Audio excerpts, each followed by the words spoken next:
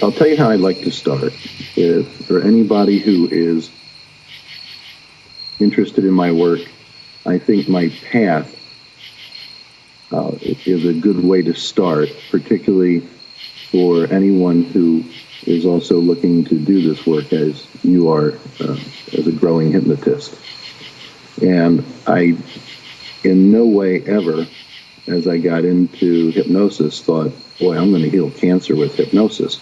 It wasn't even considered back then. The only people on the planet in the early 80s that I was aware of doing anything to align hypnosis with physical healing, it was a husband and wife medical doctor team in Texas who had been using hypnosis and guided imagery.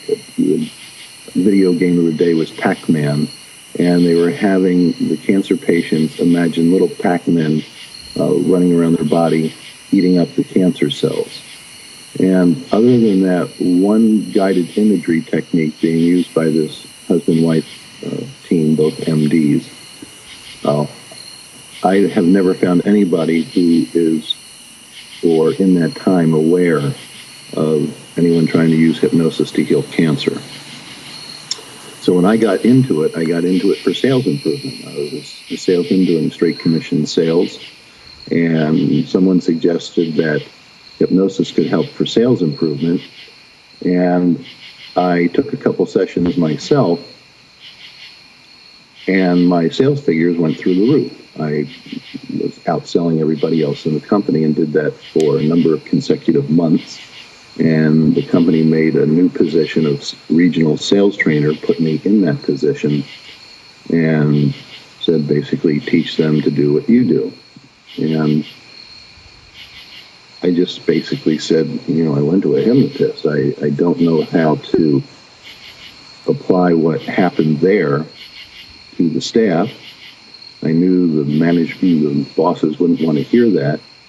So I went to another hypnotist, sat in the chair, had them do a sales improvement session on me. I resisted the state, memorized every word the guy said, ran out into my car, and wrote down the words. And the first visit, I got about a third of what we would now know as the patter. I got about a third of the patter written down, went back another day, resisted the hypnotic state, memorized the words, ran out to the car, and I got the second third. And of course, by 3 trips, I had his entire patter script written down. And I had a unique way of using it in my facilities. When I would go back to work, I'd say, look, you've been doing these sales training meetings every morning for years, and they get a little boring. If you would ever lay your head down on the desk and fall asleep for any of the other managers, you'd get fired. But I know that people learn best when they're relaxed, and they seem to feel that nothing goes into the mind when we're tense. So I want everybody to be relaxed. And so if you want to lay your head down on the desk, or let your head fall forward and your chin rest on your chest, allowed to close your eyes. The only thing I want you to know is you all know how Stan Mitchell's Turbo Volvo sounds when he pulls up to the front of the office. I need you to stay just awake enough so that if Stan's car pulls up to the front of the building, you can pop your head up and act like you've been awake and alert for me the whole time. And of course, Sasha, you know what I've done there without using the word hypnosis. I just perfectly described a nice medium to deep state of hypnotic trance. So from there, I say, so I need everybody here, take a nice deep breath as you exhale.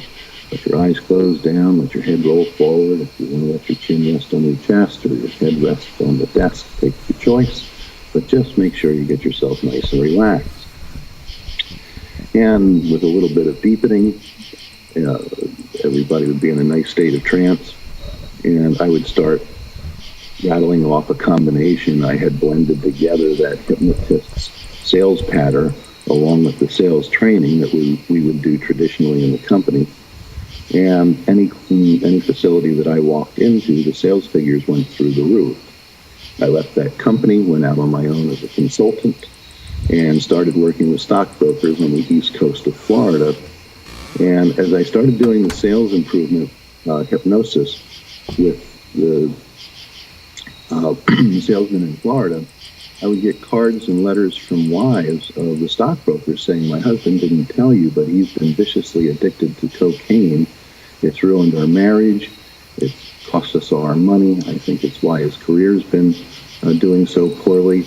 And since he's been working with you, he stopped doing the cocaine. I've got my husband back. Thank you so much. And I had a number of those situations occur. And I thought, boy, cocaine addiction is supposed to be pretty hard to heal. I'm healing it without trying. What if I tried? So I became an addiction specialist. And it was along this point where, through my own studies, I advanced from the idea of direct suggestion hypnosis and got totally into regression hypnosis. So as I got better and better with the regression techniques, that some of which I had studied and appreciated from others, and of course, like anybody else would, started blending in my own concepts and understandings and beliefs, making it uniquely mine. And that was all done out of desperation. So when I'm working with ever tougher ills, each addiction case seemed to get more intense. The traditional wouldn't work, and I'd have to say, boy, why did that fail? What did I miss? What did the mind not respond to? How can we fix that? And it was out of that kind of troubleshooting on tougher cases. I didn't give up on the case. I didn't say my stuff can't apply. I said to myself, there is a way. I've just got to crack the code and figure out what's going here and get it fixed. And I succeeded. So as I would work with ever tougher addiction cases, they would come in with a host of chronic illnesses. And here I am just doing the same regression work that I developed to heal the emptiness inside, which is, as we would see, at the cause of most addictions.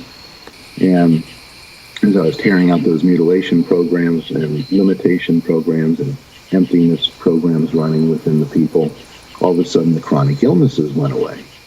And we know chronic illness is hard to heal. That's why doctors label it chronic. They label it chronic because traditional medicine and everything and anything they know doesn't work.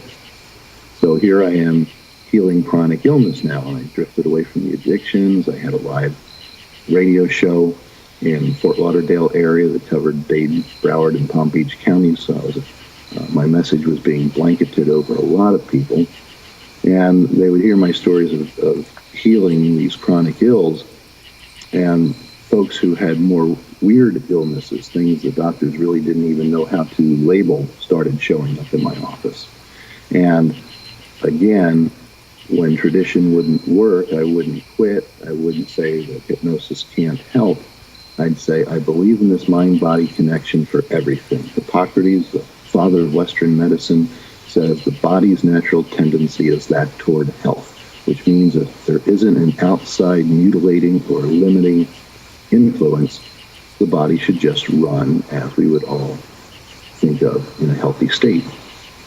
So I realized it had to be something at the program's level, and I would never give up. I would just continue to develop more interesting ways of getting deeper and deeper into a person's soul to find what was locked in a little closet in the corner somewhere that the normal, more traditional techniques or the earlier techniques that I had developed would have missed.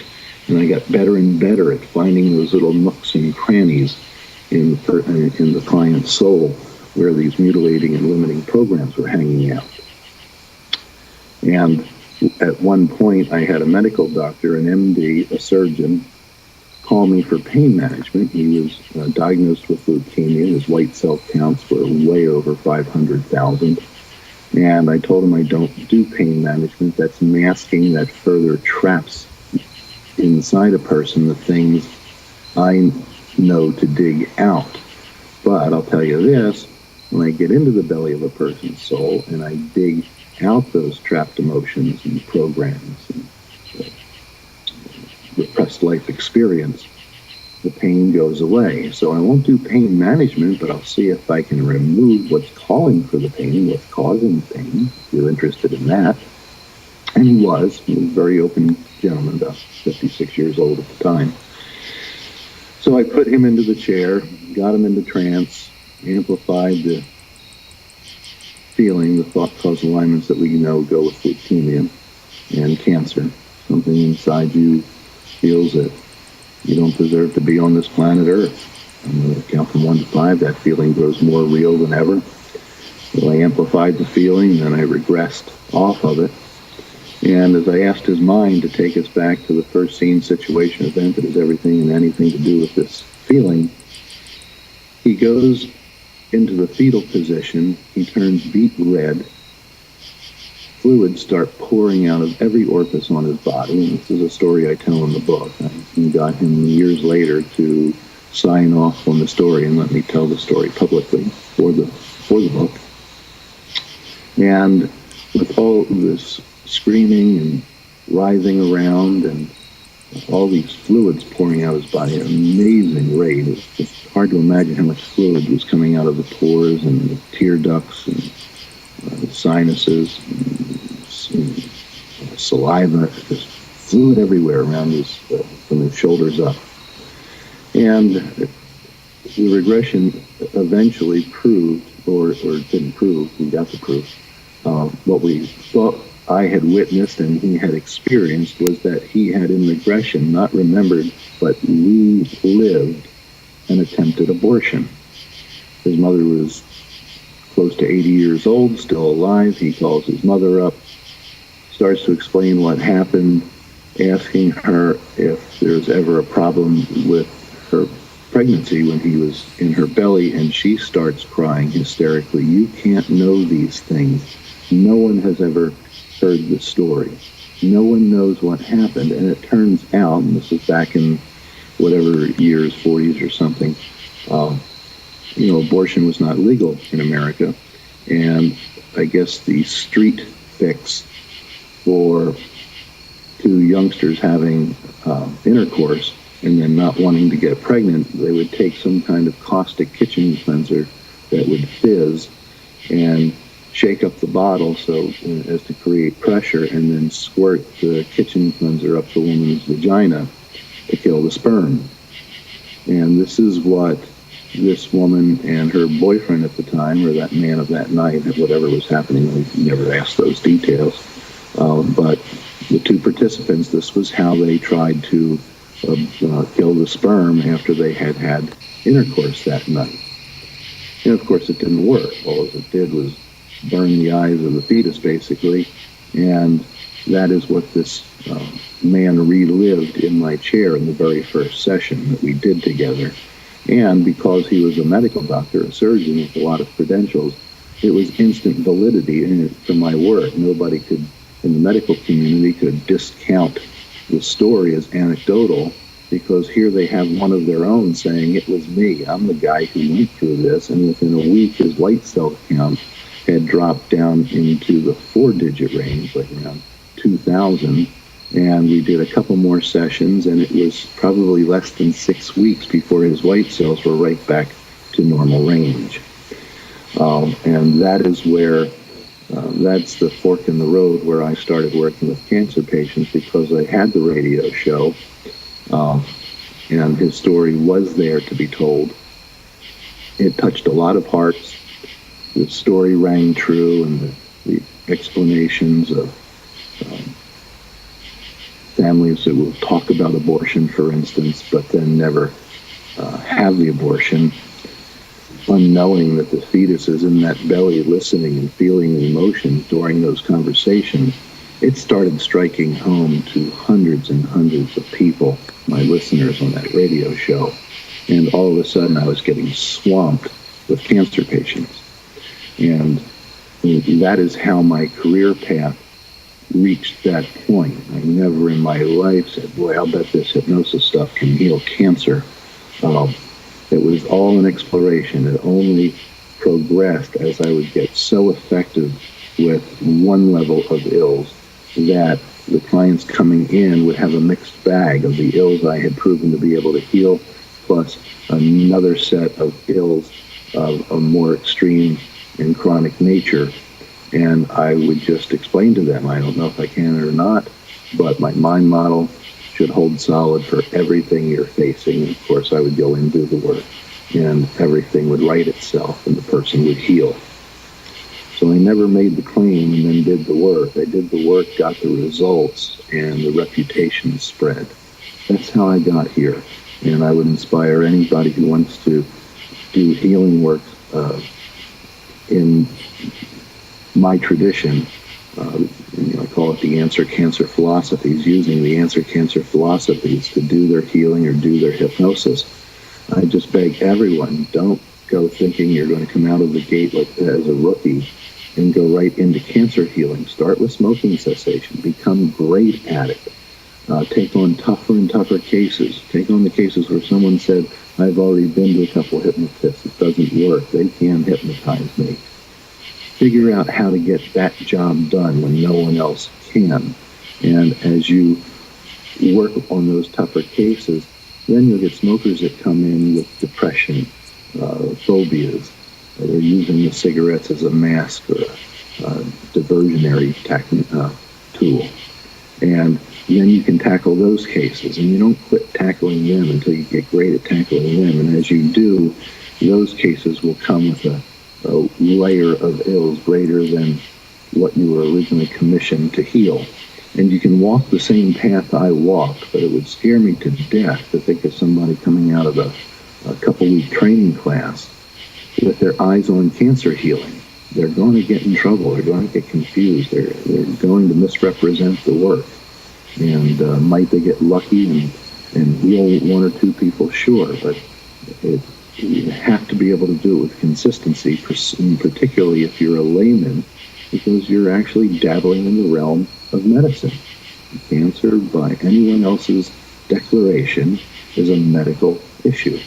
We know it's not. That's why the doctors can't heal it. That's why people die, because the doctors don't have any respect for the mutilating and limiting programs that are running in deep inside the cancer patients.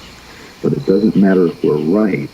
It matters what society currently feels and accepts in their paradigm. So we have to be respectful of that. And the best way to do the work and maintain a respect for the status quo is to just get great at what you do. Then no one can argue. When you get the results first, no one can argue about over credentials or the right of a hypnotist to work with cancer patients or whether the philosophies are accurate or not. If you get the results, it's all proven. No one can argue. So that's where I find myself. Oh, okay, as far as I understand, when somebody has some illness, we can make psychological connections, illness with some events in life, and not claiming that it can cure, but definitely it will make better. And to what extent better is a question of time. Not question of time, because I can promise anything. I cannot promise anything, but I can make whatever I can. Right, and that gets into incompetence. How good are you at doing what you say you can do? Because I would say, almost in contrast to that, once someone has shown a gift as a healer, because we're hypnotists, we need mental expectancy. So it becomes important that we want to stay humble, but at the same time, we have to brag a little bit. We have to have the confidence to say, I think I can get this healed. I think I know what's going on in you, not in detail. Your subconscious mind only knows the details. But in respect to the mind model, this is how it works. This is how disease breeds. And I can go in there and clean those mutilating programs out, and we can expect to see you healed. We can expect to see your body right itself and come back to life. You have to be that bold, because without it, you haven't created any mental expectancy. And a hypnotist needs mental expectancy to get a result. But okay, I understand you, but I cannot lie what I have not done. I know. Oh, right. Oh, I agree with that. But once again, you don't sell yourself. You sell the mind model. Yes. It's not about you. See, it was just like how we started this interview. I don't want this to be about Steve Parkhill. I want it to be about the technology. I want it to be about the answer cancer philosophies. I want it to be about this incredible mind model we have and the understanding of cellular memory and thought-cause alignments, which I'd love to talk about next. And that way you don't have to worry about you, because you're not selling you. You're selling, this is the mind model that I use. This is how I expect to get results and you can say it this way, as I grow as a healer. I always, to this day, I tell people, that if I think I know it all, I'm done. I quit. I'll go fish.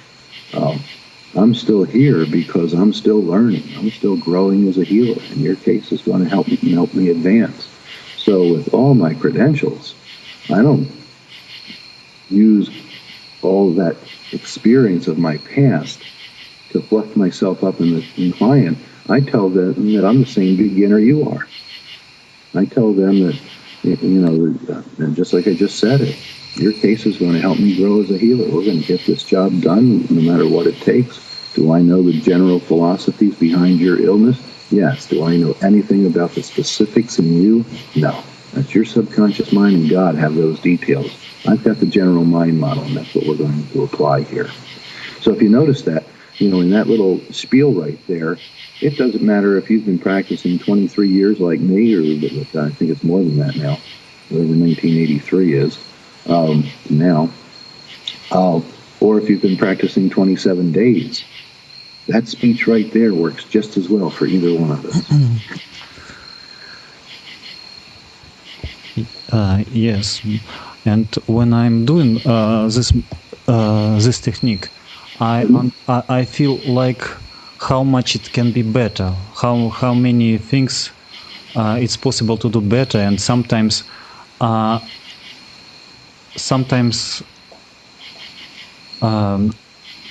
people. I have a problem when people don't. Sometimes have problem when people don't take out emotions. We find the bad event, not good event, and people sometimes hold emotions.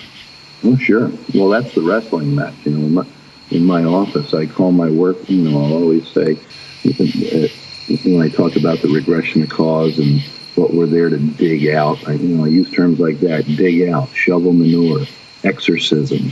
When I say, and anytime I use that word exorcism, I'll instantly qualify it in the next breath. I'll say, when I say exorcism, I'm not talking about anything in the sense of religious rhetoric. I'm talking about the wrestling match that happens, the tug of war that happens when your mind has been conditioned to hold all this stuff in, and you're paying me to climb in there and dig it all out. That tendency of this powerful part of your mind wanting to hold it in, and me as the professional going in there to grab it by the neck and rip it out, that will make a person twist and writhe and squeak in my chair. And a priest sitting in the side of the room wouldn't say that looked like an exorcism. He'd say, oh my God, I just learned what an exorcism really is.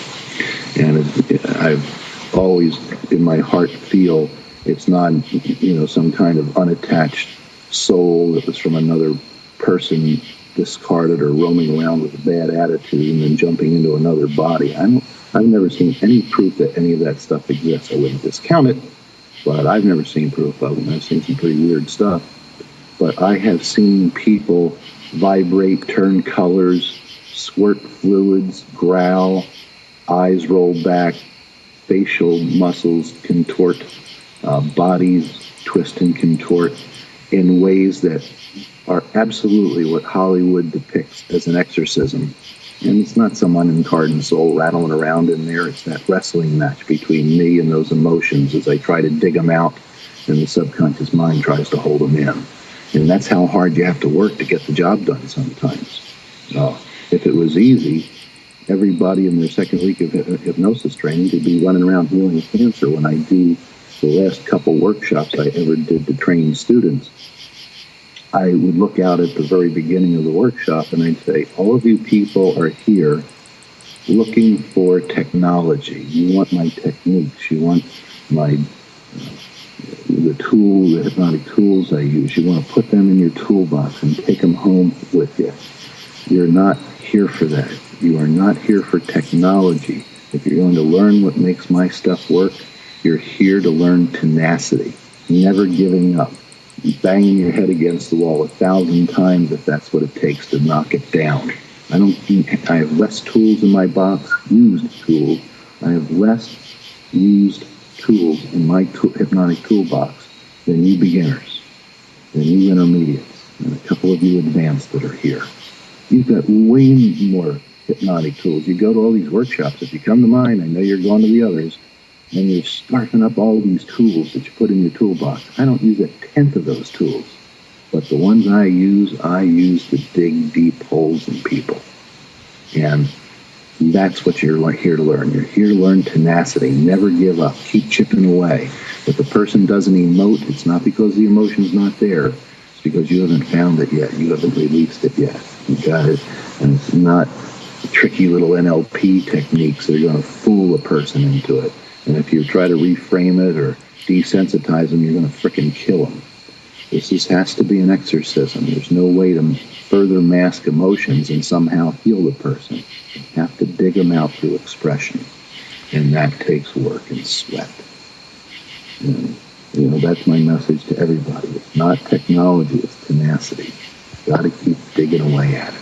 And eventually you'll get the person healed. It cracks the nut. Something amazing will come out that you missed the first 16 times you went after it. That's where I get my results from. Those special moments that are bred by tenacity. But, and when it's going on, it's not very pleasant for the client, because very unpleasant for client. And yes. And I found out for me that better working when it's not going anywhere. Sometimes change it for little bit direct suggestion stuff, and then change it back to regression. So overall feeling should be that he or she could go back later, because sometimes it was when I'm doing it and it's going nowhere. Person leaves with bad feeling and never come back. So somehow redirect something. If I I would. There would be so much. A lot of that is going to be in the details. I'd have to be in the office watching you and know the language to help you course correct there. You're going to have to use your own savvy, your own sense of what's happening, what's right and what's wrong, because that is personal style. That it's a little bit of skill and it's a lot of style that has a person say at the end of a session, like you said, when it was a real wrestling match and not a lot came out, to get a person to say, okay, I saw what that guy was doing. I know what's in me. I need more of this. We need to keep this going. I need to get this job done. Because it's better out than in. Exactly. But that's style points. That's your personality, your salesmanship, the clarity of and how well you explain the mind model, your empathy for that person's life experience. Do you ahead of time through the pre-talk and through seeing a little bit of how their mind works in the early moments of a session, can you literally in your mind empathize with what this person's been through and how they got so emotionally hardened? And the more you develop that empathy, the better you'll become at keeping the person dedicated to the process. And that takes time. That's, once again, why I beg people, and I would almost say to you, why at this early stage are you career are you working with anything emotional? You should be doing smoking cessation or casual weight loss, where somebody has 20 pounds of weight to lose. Some simple thing over and over and over again. And because, it's not, stopping smoking isn't easy, for instance. Once again, I don't know what your culture calls for it. In America, cigarettes have been so vilified that everyone who smokes is being guilted into not smoking them anymore. And now they've just changed the rules where they have to, the manufacturers of cigarettes have to, too many people fall asleep with a cigarette lit and burn their houses down. So now the cigarettes have to have fire retardant in the actual paper wrapper of the cigarette, so that if the person doesn't drag on the cigarette every so many seconds, it goes out. And that chemical that they're using in the cigarette paper now just simply doesn't taste good, and smokers don't want to be required to drag on the cigarette every 3 seconds in order to keep it lit. So now we have more cigarette smokers than ever looking to quit somehow, some way. And so I don't know what the culture is doing in Russia, but cigarette smoking doing smoking cessation is a perfect place to really tease and develop your early skills. And there will be cases where the cigarettes have a lot to do with the person's identity, a lot to do with their feelings of security, and without them, they're going to be almost clinically insecure. And even the smoking cessation cases in those situations are going to require regression. They're going to require some sort of healing, not just a removal of the call for cigarettes. So, if you have clients walking out of your office because things didn't go well, I'm going to be bold and say it's probably because you're working on too intensive and ill too early in your career. And I would say back up a little bit if there's clientele. The other thing is, well, Steve, nobody else comes to me. I take what shows up on my doorstep or who rings the phone. And in that situation, I understand. But you can't say go back a couple steps. Okay, but and when person has some not good mood, some feeling not worse enough, not good enough, so it's the same regression, probably. And say that's why you can start on the lesser ill, because it's the same technology. Okay, and you were saying, I heard, that the main healer is forgiveness. Yes, and sometimes that gets oversimplified. It's the last step which makes it the most powerful step. And I want to take away powerful, most productive step by someone else's measure. And the reason I harp on forgiveness in the book is because I've noticed that it was not used. I'm the one that sort of took it out of the closet and dusted it off. And everybody was thinking clinically when this goes back to the years when I wrote the book and was offering this message in workshops and so forth. Forgiveness was very obscure. Marianne Williamson hadn't shown up yet on the scene, and with all her metaphysical books. And, it was a revolutionary concept to people. So I was glorifying the forgiveness because people weren't remembering it. It was something they had never heard in a clinical setting. People going for clinical training, even in psychology, weren't hearing anything about forgiveness. So I would talk about it as an equal part of the healing process in my workshops, and nobody'd hear it, nobody'd remember it, nobody bothered to write it down. They didn't understand the importance to it. And so by the time the years came around where I was writing the book or thinking to write the book, I had already started to really shine the light on forgiveness, saying, look, folks, if you're going to do this work, this is a huge step here. If you dig a hole in a person's soul by shoveling out all this manure, you got to fill the void with something. And forgiveness is what you fill the void with to create and to finish up the healing. And So I started having to shout that louder and louder and louder because no one was hearing it. It was too alien a concept. Then metaphysics kicks in and became more popular in the culture. Even psychology became a little bit warmer and softer in its technologies, and a lot of psychologists started to escaping over to, our side of the fence as hypnotists. And now I'm almost want to tend to go the other direction and downplay forgiveness a little bit, because now people think, well, if I can just get them to, they want to jump right to the last step now and get the forgiveness done, as if it's going to be some panacea, some magic healing agent that needs no assistance. So you'll actually hear my tune change now over time, now that forgiveness has become such a catchphrase in healing.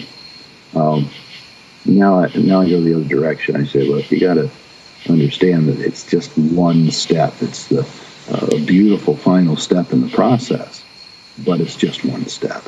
Don't think you can skip all the other steps and throw in the forgiveness there and create a miracle. Might it happen now and then? Sure. Any single healing technique can, somehow magically crack the crystal glass of an illness and have it all fall apart. But that's not going to happen day in, day out when you're dealing with 3 patients a day. The process has to be way more sound and cover a much broader host of ills and how they're built. And so that's what always scares me when people hold up a cameo, one healing to say, look, I healed cancer. Well, great. A mother's healed cancer before, innocently, saying something to her neighbor who's just been diagnosed. It gets the neighbor crying like a baby and admitting she cheated on her husband. And I've been holding this in for so long. I knew I had to get it out. And then all of a sudden the woman's breast cancer goes away. Well, her mother healed cancer that day. Does that mean she's qualified to say, yeah, come one, come all, I'll get you healed? No, not even close, because the technology that she used that day as a neighbor and a friend is not going to get the job done. 85 times out of 100 as new patients would come her way.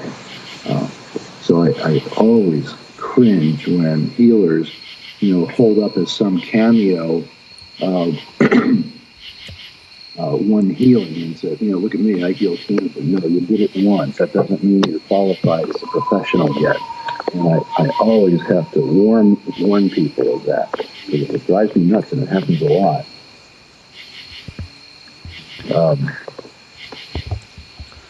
So that's that story. But, you want to be able to, whatever you're doing, you want to be able to get the results consistently. That's when you prove how good you are as a professional. Okay. And Sasha, I'm going to have to go soon here. It's 9 o'clock now, and or 10 after my time. But we can do more of this. This wasn't a one and done thing. I'm not going to blow you off and never continue this. So, let's end it for now, and you can digest what you've gotten so far. Yes, Okay, and we'll have back at it in a couple whatevers. Like next week sometime if you'd like to. I want to give you enough time to digest what you've been given here. Yes, I need to translate everything of that, and when I will send you link with English version, and when I translate everything, I give you message, and we. Okay, thank you very much, and have a. And you have a great day as well. Yes, you too. Bye bye. Bye bye.